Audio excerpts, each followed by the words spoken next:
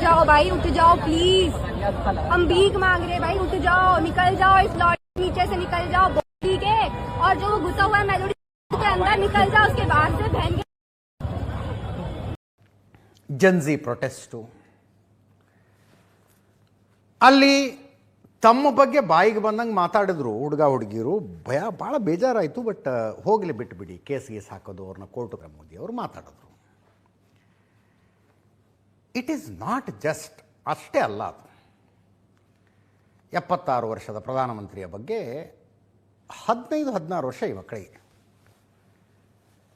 ಇವರು ಹೀಗೆಲ್ಲ ಮಾತಾಡಿದ್ರು. It is not just about that. As a society ಏನಾಗ್ತಿದೆ ಅಂತ ಯೋಚನೆ ಮಾಡಬೇಕಾದ ಟೈಮ್ ಇದು. ನಾನು ಆಗಲೇ ಹೇಳಿದ್ನಲ್ಲ, ಇದನ್ನು ತುಂಬ ಸರಳವಾಗಿ ಹೇಳಬೇಕು ಅಂದರೆ, ಸೊಂಟದ ಕೆಳಗೆ ಮತ್ತು ಮೊಳಕಾಲ ಮೇಲೆ ಇರುವ ಎಲ್ಲ ಅಂಗಗಳ ಬಗ್ಗೆ ಅವ್ರಿಗೊಂದು ವಿಚಿತ್ರವಾದ ಅಬ್ಸೆಷನ್ ಇದೆ. ಆ ಅಬ್ಸೆಷನ್ ಯಾಕೆ ಬಂತು?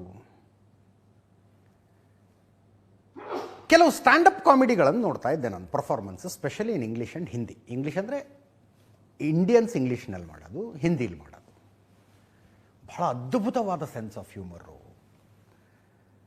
ಹೆಂಗೆ ದಿನನಿತ್ಯದ ಜೀವನದ ಘಟನೆಗಳಲ್ಲಿ ಅವರು ಕಾಮಿಡಿ ನೋಡ್ತಾರೆ, ಅದನ್ನು ನೋಡಿದರೆ ಬಹಳ ಆಶ್ಚರ್ಯ ಆಗುತ್ತೆ, ಕೇಳಿಸ್ಕೊಂಡು ಬಹಳ ಖುಷಿ ಅನಿಸುತ್ತೆ. ಬಟ್ ಮಧ್ಯೆ ಮಧ್ಯೆ ಮಧ್ಯೆ ಮಧ್ಯೆ ಬೈಗಳು ತರ್ತಾರಲ್ಲ, ಮಾತೆತ್ತಿದ್ರೆ ಭ್ಯಾನ್ಕಿ ಮಾಕಿ, ಅದು ಎಷ್ಟು ತುಂಬಿಕೊಂಡಿದೆ ಅಂತಂದರೆ ಸೋಷಿಯಲ್ ಮೀಡಿಯಾದಲ್ಲಿ, ಯೂಟ್ಯೂಬ್ನಂಥ ಪ್ಲ್ಯಾಟ್ಫಾರ್ಮ್ಗಳಲ್ಲಿ ಇಟ್ ಬಿಕಮ್ಸ್ ಅಕ್ಸೆಪ್ಟೆಡ್. ಹೀಗೆ ಮಾತಾಡೋದು ಓಕೆ ಅಂತ ಆಗ್ಬಿಡ್ತದು. ವೆಬ್ ಸೀರೀಸ್ಗಳನ್ನು ನೋಡಿ, ಬೇರೆ ಬೇರೆ OTT ಪ್ಲ್ಯಾಟ್ಫಾರ್ಮ್ಗಳಲ್ಲಾಗಿದ್ದಾವಲ್ಲ, ಅಲ್ಲಿ ಎಷ್ಟು ಸರಳವಾಗಿ ಕ್ಯಾರೆಕ್ಟರ್ಗಳ ಬಾಯಲ್ಲಿ ಬೈಗಳಗಳು ಬರ್ತವೆ ಅಂತಂದರೆ, ಇಂಥದ್ದೇ ಬೈಗಳಗಳನ್ನು ಬಾಯಲ್ಲಿ ತೆಗೆದು ಹೊಡೆಸ್ಕೊಂಡಿದ್ದೀವಿ ನಾವು. ಇವ್ರ ವಯಸ್ಸಿನಲ್ಲಿ ಹೊಡ್ತಾ ತಿಂದಿದ್ದೀವಿ ಲಿಟ್ರಲಿ. ಆ ಶಬ್ದ ಯಾಕೆ ಬಂತು ನಿಮ್ಮ ಬಾಯಲ್ಲಿ ಅಂತ. Now it is not there. ಹಾಗಿಲ್ಲ ಈಗ.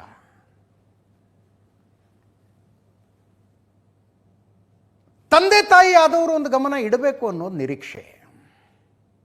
ತಂದೆ ತಾಯಿಯ ಜವಾಬ್ದಾರಿ ಕಡಿಮೆ ಆಗಿದೆಯೋ, ಅಥವಾ ಮಕ್ಕಳಿಗೆ ಸಿಕ್ಕ ಸ್ವಾತಂತ್ರ್ಯ ಜಾಸ್ತಿ ಆಯಿತು? ಇದನ್ನು ಯಾರೋ ಸೈಕಾಲಜಿಸ್ಟ್ ಹತ್ರ ಮಾತಾಡ್ತಿದ್ದೆ, ಈ ಬದಲಾವಣೆ ಯಾಕೆ ಕಾಣಿಸ್ತಾ ಇದೆ ಅಂತ. He said one more interesting thing. ನೋಡಿ, ಬೈಗುಳಗಳು ಆಕ್ರೋಶದ ಪ್ರತೀಕ. ಹಾಗಿದ್ರೆ ಜನ ಬಹಳ ಓಕಲ್ಲಾಗಿ ಆಕ್ರೋಶವನ್ನು ಹಂಚಿಕೊಳ್ತಾ ಇದ್ದಾರಾ? ಬಹಳ ಪಬ್ಲಿಕ್ಕಾಗಿ ಆಕ್ರೋಶವನ್ನು ಹಂಚಿಕೊಳ್ಳೋದು ಜಾಸ್ತಿ ಆಗಿದೆಯಾ? ಆಕ್ರೋಶ ಅಲ್ಲ, ಎಲ್ಲವನ್ನೂ ತೋರಿಸಿಕೊಳ್ಳುವುದು ಜಾಸ್ತಿ ಆಗಿದೆ, ಪ್ರೀತಿಯನ್ನೂ ಸೇರಿದಂತೆ. ಗಂಡ ಹೆಂಡತಿಯ ಪ್ರೀತಿ 4 ಗೋಡೆಯ ಮಧ್ಯದ್ದಾಗಿತ್ತು ವಿಷಯ. ನಾನು ತಪ್ಪು ಸರಿ ಅಂತ ಹೇಳ್ತಾ ಇಲ್ಲ ಇದನ್ನು. 4 ಗೋಡೆಯ ಮಧ್ಯದ್ದಾಗಿತ್ತು. ಈಗ ಆ ಪ್ರೀತಿಯನ್ನು ರೀಲ್ಸ್ನಲ್ಲಿ ತೋರ್ಪಡಿಸಬೇಕು ಅನ್ನೋ ಹಂಗೆ ಬಂದಿದೆ. ಮದುವೆಗೆ ಮುಂಚಿನ ಗರ್ಲ್ ಫ್ರೆಂಡು ಬಾಯ್ ಫ್ರೆಂಡು ವಿಷಯ ಸೊಸೈಟಿಯಲ್ಲಿ ಕದ್ದು ಮುಚ್ಚಿ ಇರಬೇಕಾದ ವಿಷಯ ಆಗಿತ್ತು. ಈಗ ಅದು he is my girl friend, she is my boy friend, he is my ex, she is my ex, ಈ ಲೆವೆಲಿಗೆ ಬಂದು ನಿಂತಿದೆ. ತಪ್ಪು ಯಾವುದು ಸರಿ ಯಾವುದು ಅನ್ನುವುದು ಸಮಾಜದಲ್ಲಿ ಚರ್ಚೆಯಾಗಲಿ ಅಂತ ಹೇಳ್ತಾ ಇರೋದು ನಾನು. ಇದು ತಪ್ಪು ಇದು ಸರಿ ಅನ್ನುವ ದಿಕ್ತತ್ ಕೊಡ್ತಿಲ್ಲ, ತೀರ್ಪು ಕೊಡ್ತಿಲ್ಲ. ಒಟ್ಟಾರೆಯಾಗಿ ಎಲ್ಲವನ್ನೂ ತೋರಿಸುವುದು ಜಾಸ್ತಿ ಆಗಿದೆ. ಅದೇ ಪ್ರಮಾಣದಲ್ಲಿ ಆಕ್ರೋಶ ತೋರಿಸುವುದು, ಸಿಟ್ಟು ತೋರಿಸುವುದು, ಅಸಹನೆ ತೋರಿಸುವುದು ಜಾಸ್ತಿ ಆಗಿದೆ. ಅಸಹನೆ ತೋರಿಸುವಾಗ ಯಾವ ಶಬ್ದಗಳ ಬಳಕೆ ಈ ಮುಂಚೆ ದಾರಿ ತಪ್ಪಿದ ಮಕ್ಕಳ ಭಾಷೆಯಾಗಿತ್ತು, ಅದು ಎಲ್ಲರಲ್ಲೂ ಬರ್ತಾ ಇದೆ ಅಂತ ಗೊತ್ತಿಲ್ಲಪ್ಪ. ಅಂದರೆ ಸೈಕಾಲಜಿಸ್ಟ್ಗಳು ಅನಲೈಸ್ ಮಾಡಿದಷ್ಟು ಸುಲಭವಾಗಿ ಅನಲೈಸ್ ಮಾಡಿ ಅಕ್ಸೆಪ್ಟ್ ಮಾಡ್ಕೊಳ್ಳೋದು ನಮಗೆ ಕಷ್ಟ. ಯಾಕಂದರೆ ಅಲ್ಲಿ ಆ ಶಬ್ದಗಳು ಹಂಗಿದ್ದು, ಬಳಕೆ ಮಾಡಿದ ಶಬ್ದಗಳು. ಈ ಯಾವ ಶಬ್ದಗಳನ್ನೂ ಬಳಸದೆ ಆಕ್ರೋಶವನ್ನು ಹೊರಹಾಕಬಹುದು, ಡಿಸ್ಅಗ್ರಿಮೆಂಟ್ ತೋರಿಸಬಹುದು. ಈಗ ನಾವು ಮಾತಾಡೋದಿಲ್ವಾ? ಈ ವ್ಯಕ್ತಿ ಮಾಡಿದ ಇಂಥ ಕೆಲಸ ನಮಗಿಷ್ಟ ಆಗಲಿಲ್ಲ, ಇದು ಸರಿಯಲ್ಲ, ಇದು ತಪ್ಪು, ಎಲ್ಲವನ್ನೂ ಹೇಳ್ತೀವಿ ನಾವು. ಭಾಷೆ ಮೇಲೆ ಒಂದು ಹಿಡ್ತಾ ಇರಬೇಕಲ್ಲ. ಹುಡುಗಿ ಕ್ಷಮಾಪಣೆ ಕೋರಿದ್ದು ಯಥಾವತ್ತಾಗಿ ಪ್ಲೇ ಮಾಡಬಹುದು, ಅದಕ್ಕಿಂತ ಮುಂಚೆ ಮಾತನಾಡಿದ್ದೆಲ್ಲ ನಿಮಗೆ ಕೇಳಿಸೋದಕ್ಕಾಗೋದಿಲ್ಲ. ಜವಾಬ್ದಾರಿಯಿಂದ ಅದನ್ನು ಬೀಪ್ ಹಾಕಿ ಕೇಳಿಸಿದ್ದಷ್ಟೇ. ಅದರ್ವೈಸ್ ನೋಡಿರ್ತೀರಿ ನೀವು, ಇನ್ಸ್ಟಾಗ್ರಾಮ್ನಲ್ಲಿದ್ದರೆ 10 ರೀಲ್ಸ್ ಸ್ಕ್ರೋಲ್ ಮಾಡಿದರೆ 11ನೇದ್ದು ಬರಲೇಬೇಕಿದೆ, ಹಂಗಿದೆ ಅದು ಆ ಭಾಷೆ. ಈ ಹುಡುಗಿ ವಯಸ್ಸೆಷ್ಟು? ರುಚಿಕಾ ಸಿಂಗ್ ಅಂತ ಈಕೆ ಹೆಸರು. ರುಚಿಕಾ ಸಿಂಗ್ ನೋಯ್ಡಾದವಳು. ಶಿ ಇಸ್ 15 ವರ್ಷ ವಯಸ್ಸು.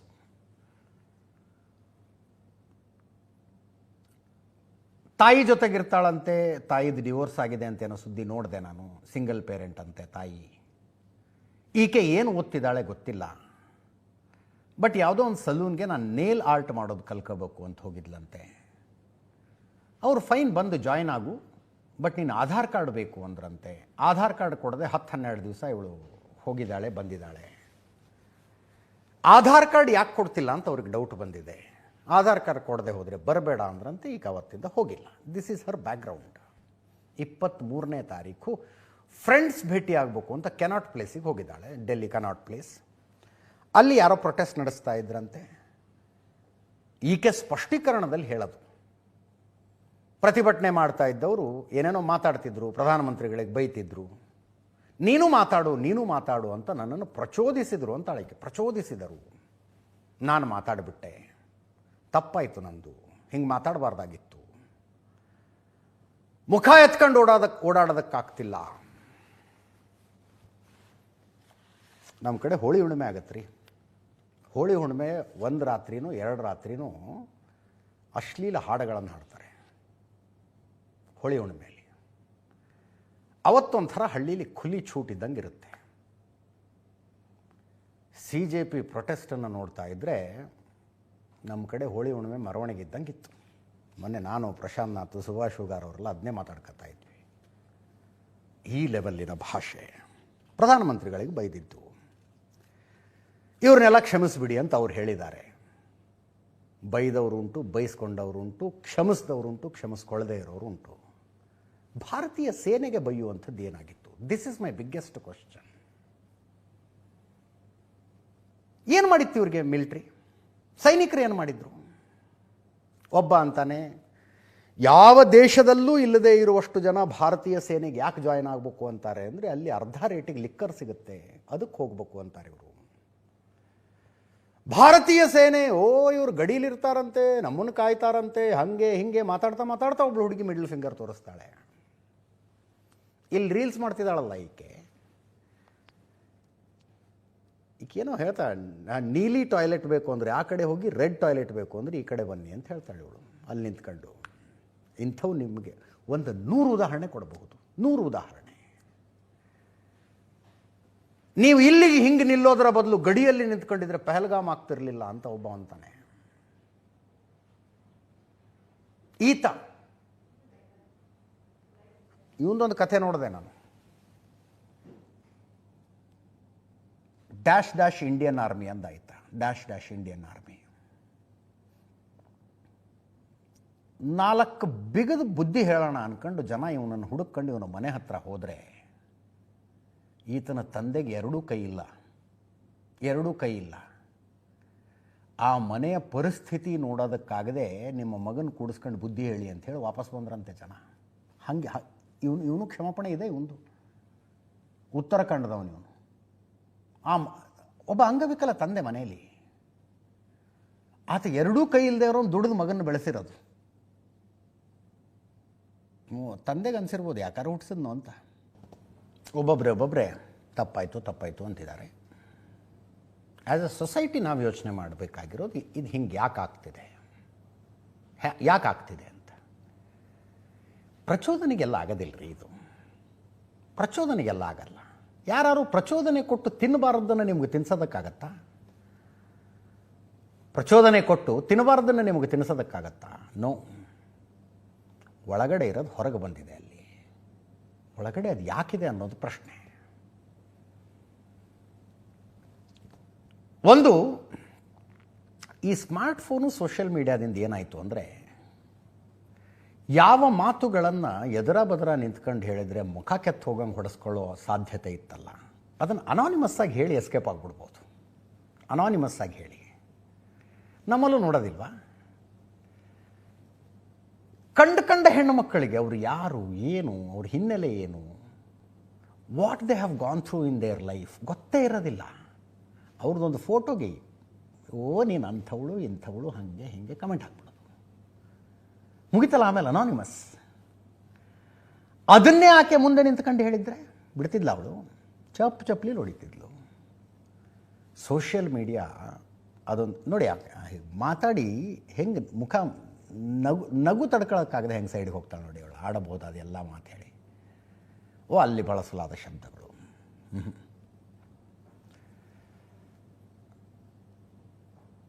ನಾನು ಹುಬ್ಬಳ್ಳಿ ಉತ್ತರ ಕರ್ನಾಟಕದವನು, ನನಗೆ ಆ ಶಬ್ದಗಳನ್ನು ಕೇಳೋದಕ್ಕಾಗ್ತಿಲ್ಲ. ಇನ್ನು ಮಂಗಳೂರು ಕಡೆಯವರೆಲ್ಲ ಕೇಳಿದ್ರಿ ಏನಾಗಬೇಕು, ಉಡುಪಿ ಮಂಗಳೂರು ಕಡೆಯವ್ರು ಕೇಳಿದ್ರೆ. ಅಭಿಜಿತ್ ದೀಪ್ಕೆಗೆ ಏನು ತಪ್ಪು ಅನ್ನಿಸ್ತಾ ಇದೆ? ಏನು ತಪ್ಪು? ಅವ್ರು ಮಾಡಿಲ್ವಾ, ಇವರು ಮಾಡಿಲ್ವಾ? BJP IT ಸೆಲ್ನವರು ಅವರು ಮಾಡಿದ್ದಾರೆ. BJP ಸಂಸದ ರಮೇಶ್ ಬಿಧೂರಿ ಸಂಸತ್ತಿನಲ್ಲಿ ಮತ್ತೊಬ್ಬ ಸಂಸದನಿಗೆ ಯಾವ ಶಬ್ದ ಬಳಸಿದ್ರು? ಯೋಗಿ ಆದಿತ್ಯನಾಥ್ ಅವರ ವಿಡಿಯೋ ಬಂದಿತ್ತು, ಒಬ್ಬ ಕ್ಯಾಮರಾಮ್ಯಾನಿಗೆ ಬೈದಿದ್ರು. ಅಭಿಜಿತ್ ದೀಪ್ಕೆ ಸಂಸತ್ನಲ್ಲೇ ಕೆಟ್ಟ ಬಾಯಿಗಳ ಉಪಯೋಗಿಸಿದ್ದಾರೆ. ಕೇಳಿಸ್ಕೊಳ್ಳಿ ಒಮ್ಮೆ. मैंने अभी देखा कि एक लड़की के ऊपर गाली देने के लिए केस किया गया है।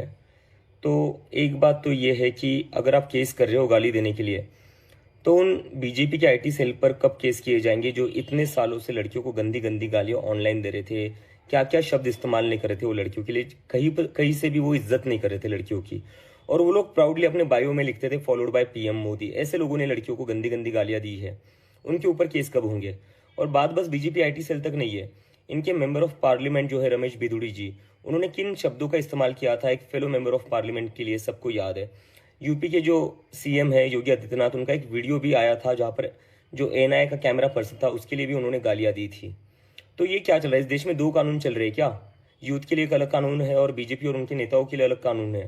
और गाली देना कोई अपराध नहीं है, गाली देना इज नॉट अ क्राइम। अगर कोई गाली देता है वो बुरा हो सकता है, वो बुरी बात हो सकती है, तो उसको आप समझाइए, उसको आप कहिए कि गाली मत दो। लेकिन केस किस बात पर किया जा रहा है? अगर गाली देने पर केस करना पड़े तो सबसे ज्यादा केसेस जो होंगे वो BJP IT सेल पर होंगे, क्योंकि सबसे ज्यादा औरतों को गंदी गंदी गालियां उन्होंने ही दी है, और BJP के नेताओं पर होंगे जिन्होंने इतनी गंदी गालियां इतने सालों से दी और पार्लियामेंट के अंदर भी दी है। ಅಭಿಜಿತ್ ದೀಪ್ಕೆ ಮತ್ತು CJP ಫಸ್ಟ್ ಖಚಿತಪಡಿಸಬೇಕಾಗಿರೋದು ಅವರ ಹೋರಾಟ ಮೋದಿ ವಿರುದ್ಧವಾ ಅಥವಾ ಕುಲಗೆಟ್ಟ ವ್ಯವಸ್ಥೆಯ ವಿರುದ್ಧವಾ ಅಂತ.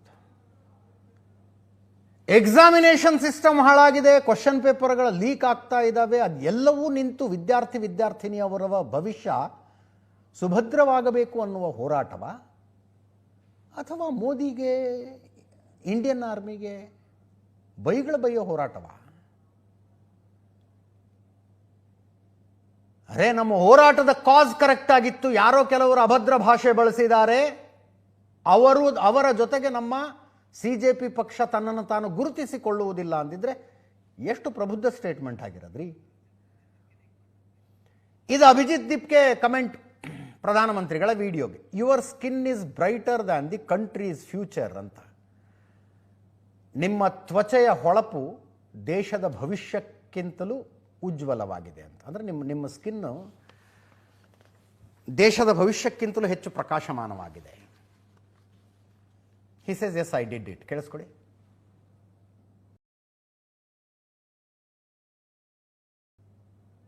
मोदी जी के वीडियो पे अपने कमेंट पास में क्या नरेंद्र मोदी जी ने नहीं, मैंने तो यही कमेंट किया था कि उनका जो स्किन है वो फ्यूचर, देश के फ्यूचर से ज्यादा ब्राइट लगता है, क्योंकि बहुत ज्यादा रील्स बना रहे हैं आजकल मोदी जी, और उसमें उनकी स्किन जो है बहुत ही खुलकर निखर कर आ रही है।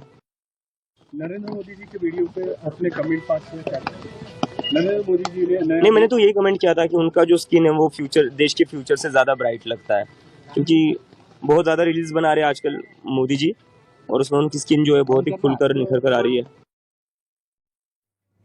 ಫೈನ್, ಪ್ರಜಾಪ್ರಭುತ್ವದಲ್ಲಿ ಇಂಥದಕ್ಕೆಲ್ಲ ಅವಕಾಶ ಇರುತ್ತೆ. ಬಟ್ ಉತ್ತಮ ಶಬ್ದಗಳನ್ನು ಬಳಸಿ ಭಿನ್ನಾಭಿಪ್ರಾಯಗಳನ್ನು ವ್ಯಕ್ತಪಡಿಸಬಹುದು. ಇದು ನನ್ನ ಸ್ಟ್ರಾಂಗ್ ಬಿಲೀಫ್.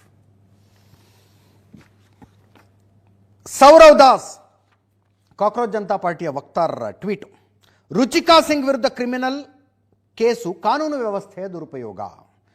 ಯಾವುದೇ ಕಾರಣಕ್ಕೂ ಈ ದೇಶ ಇದನ್ನು ಸ್ವೀಕಾರ ಮಾಡೋದಿಲ್ಲ. ಅಂದರೆ ಆ ಶಬ್ದಗಳನ್ನು ಬಳಸಿದ್ದಾರೆ. ಬಟ್ ಅವ್ರ ಮೇಲೆ ಕೇಸ್ ಹಾಕಬೇಡಿ, ಕೇಸ್ ಕೂಡ ಹಾಕಬೇಡಿ ಅಂತ, ಕೇಸ್ ಕೂಡ ಹಾಕಬೇಡಿ.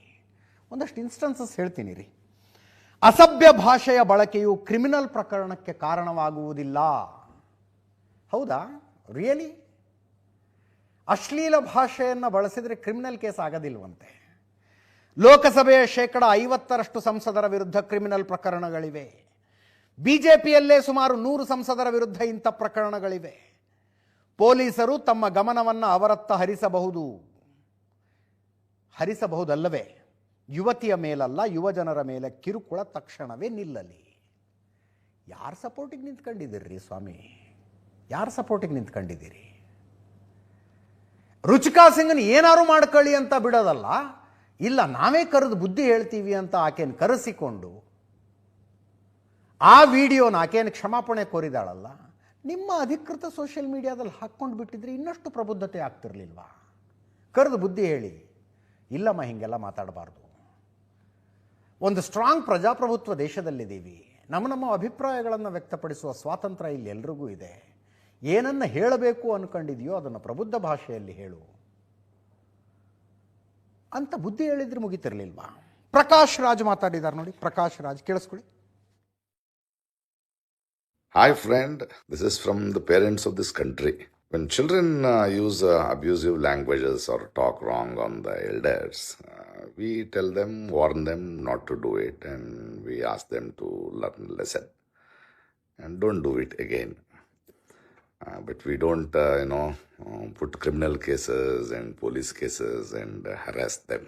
One more thing is, we should also have our responsibility when we have made those children and get anguished and helpless seeing their ನಿಲುವುಗಳನ್ನು ಹೇಗೆ ತೆಗೆದುಕೊಳ್ಳಬೇಕು ಅನ್ನೋದರ ಬಗ್ಗೆ ಸ್ಪಷ್ಟತೆ ಇರಬೇಕು. ಕೇಸ್ ಬೈ ಕೇಸ್ ಚೇಂಜ್ ಆಗಬಾರ್ದು ನಿಲುವುಗಳು. ಒಂದು ವಿಷಯದಲ್ಲಿ ಒಂದು ಸ್ಟ್ಯಾಂಡ್ ತಗೊಂಡ್ರೆ ಎಲ್ಲ ವಿಷಯದಲ್ಲೂ ಆ ಸ್ಟ್ಯಾಂಡ್ ಇರಬೇಕು. ಆಗಸ್ಟ್ 19 ಕಳೆದ ವರ್ಷ 2024 ಆರ್ಜಿಕರ್ ಹಾಸ್ಪಿಟಲ್ನಲ್ಲಿ ರೇಪ್ ಆ್ಯಂಡ್ ಮರ್ಡರ್ ಆಗಿತ್ತು ಪಶ್ಚಿಮ ಬಂಗಾಳದಲ್ಲಿ. ಒಂದು ಹುಡುಗಿ ಮಮತಾ ಬ್ಯಾನರ್ಜಿಯ ಕೊಲೆ ಮಾಡಿಬಿಡಿ ಅನ್ನೋ ಥರ ಪೋಸ್ಟ್ ಮಾಡಿದ್ಲು ಸೋಷಿಯಲ್ ಮೀಡಿಯಾದಲ್ಲಿ. 23 ವರ್ಷದ ವಿದ್ಯಾರ್ಥಿನಿ ಕೀರ್ತಿ ಶರ್ಮಾ. ಇಂದಿರಾ ಗಾಂಧಿ ನೆನಪಿದೆಯಲ್ವಾ ಅಂತ. ಇಂದಿರಾ ಗಾಂಧಿ ಜೈಸೆ ಮಮತಾ ಬ್ಯಾನರ್ಜಿ ಹಂಗೇನೋ ಬರುತ್ತೆ ನೋಡಿ. ಪಶ್ಚಿಮ ಬಂಗಾಳ ಪೊಲೀಸರು ಬಂದರು, ಕಲ್ಕತ್ತಾ ಪೊಲೀಸ್ ಬಂದು ಅರೆಸ್ಟ್ ಮಾಡ್ಕೊಂಡು ಹೋದರು. 2019ರಲ್ಲಿ ಪ್ರಿಯಾಂಕಾ ಚೋಪ್ರಾ ದೇಹಕ್ಕೆ ಮಮತಾ ಬ್ಯಾನರ್ಜಿಯ ಫೋಟೋ ಅಂಟಿಸಿ, ಇದೇ ಫೋಟೋ ಮಾರ್ಫ್ ಮಾಡಿದ್ದನ್ನು ಮೀಮ್ ಮಾಡಿ ಹಂಚ್ಕೊಂಡಿದ್ದದ್ದು ಪಶ್ಚಿಮ ಬಂಗಾಳ ಬಿಜೆಪಿ ಯುವ ಘಟಕದ ಸದಸ್ಯೆ ಪ್ರಿಯಾಂಕಾ ಶರ್ಮಾ ಹಂಚಿಕೊಂಡಿದ್ದ ಫೋಟೋ. ಬೇಲ್ ತಗೊಳ್ಳೋದಕ್ಕೆ ಸುಪ್ರೀಂ ಕೋರ್ಟಿಗೆ ಹೋಗಬೇಕಾಗಿ ಬಂತು. ಸೆಷನ್ಸ್ ಕೋರ್ಟು, ಹೈಕೋರ್ಟು ಎಲ್ಲೂ ಬೇಲ್ ಸಿಗಲಿಲ್ಲ. ಸುಪ್ರೀಂ ಕೋರ್ಟ್ಗೆ ಹೋಗಿ ಬೇಲ್ ತಗೋಬೇಕಾಗಿ ಬಂತು. 2022 ಮುಂಬೈ, ಶರದ್ ಪವಾರನ್ನು ಟೀಕಿಸಿ ಕವನ ಹಂಚಿಕೊಂಡಿದ್ದಕ್ಕೆ ಮರಾಠಿ ನಟಿ ಕೇತ್ಕಿ ಚಿತಾಲೆ 40 ದಿನ ಜೈಲಿನಲ್ಲಿದ್ದರು. ಕೇತ್ಕಿ ಚಿತಾಲೆ ಶರದ್ ಪವಾರನ್ನು ಟೀಕೆ ಮಾಡಿ ಒಂದು ಕವಿತೆ ಹಂಚಿಕೊಂಡಿದ್ದಕ್ಕೆ. ಭಾಷೆಯ ಬಳಕೆಯ ಬಗ್ಗೆ ಹುಷಾರಾಗಿರಿ ಅನ್ನೋದಾದರೆ ಎಲ್ರಿಗೂ ಹುಷಾರಾಗಿರಿ ಅನ್ಬೇಕು. ಏನು ಮಾತಾಡಿದ್ರು ನಡೆಯುತ್ತೆ ಅನ್ನೋದಾದರೆ ಇವ್ರು ಏನು ಮಾತಾಡಿದ್ದು ನಡಿಬೇಕಾಗಿತ್ತು. ಆವಾಗೆಲ್ಲ ಏನು ಸ್ಟ್ಯಾಂಡ್ ತಗೊಂಡಿದ್ರಿ ಅನ್ನೋದು ನನ್ನ ಪ್ರಶ್ನೆ. ಕ್ವಿಕ್ಲಿ ಮುಂದಿನ ಸುದ್ದಿಗೆ ಹೋಗೋಣ.